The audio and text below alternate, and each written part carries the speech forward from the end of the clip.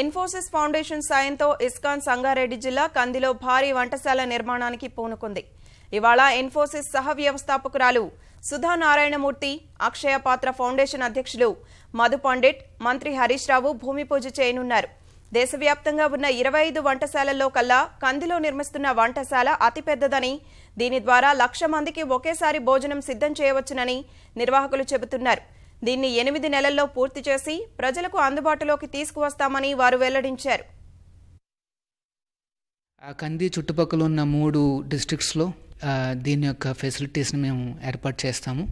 Government వాళ్ళు ఎక్కడైతే మమ్మల్ని ఆ సేవలు చేయమంటారో ఆ సేవలు మేము అందిస్తాము. ప్రస్తుతం ఆల్రెడీ 65,000 మందికి చేస్తున్నాము, ప్లస్ ఒక 25,000 మంది అంగన్వాడీ బెనిఫిషరీకి కూడా చేస్తున్నమాట. సో ఈ కిచెన్ ద్వారా ఏమవుతుందంటే చాలా శుద్ధిగా తర్వాత టేస్టీగా ఉండే లంచ్ని ప్రతిరోజు ఇచ్చే అవకాశాలు ఉన్నాయన్నమాట. సో అక్కడ 6 అట్లా మొదలు పెడితే కుకింగ్ ఒక 2-2.5 గంటల్లో అయిపోయే విధంగా మేము ప్లాన్ చేస్తున్నాము. అక్కడ వచ్చే లేటెస్ట్ టెక్నాలజీ కానీ వసతులు కానీ ఏ రకంగా ఉన్నాయంటే చాలా త్వరగా ఆ మీల్స్ అన్నీ పూర్తయి వేడివేడిగా పిల్లలకి ఆ భోజనాలు చేరతాయన్నమాట. ఆల్రెడీ 450 స్కూళ్ళల్లో 11 మండలాల్లో చేస్తున్నాము. ఈ కిచెన్ పూర్తయిన తర్వాత ఇంకా వేగంగా రుచికరంగా వాళ్ళకి ఈ సప్లై అందుతుందన్నమాట.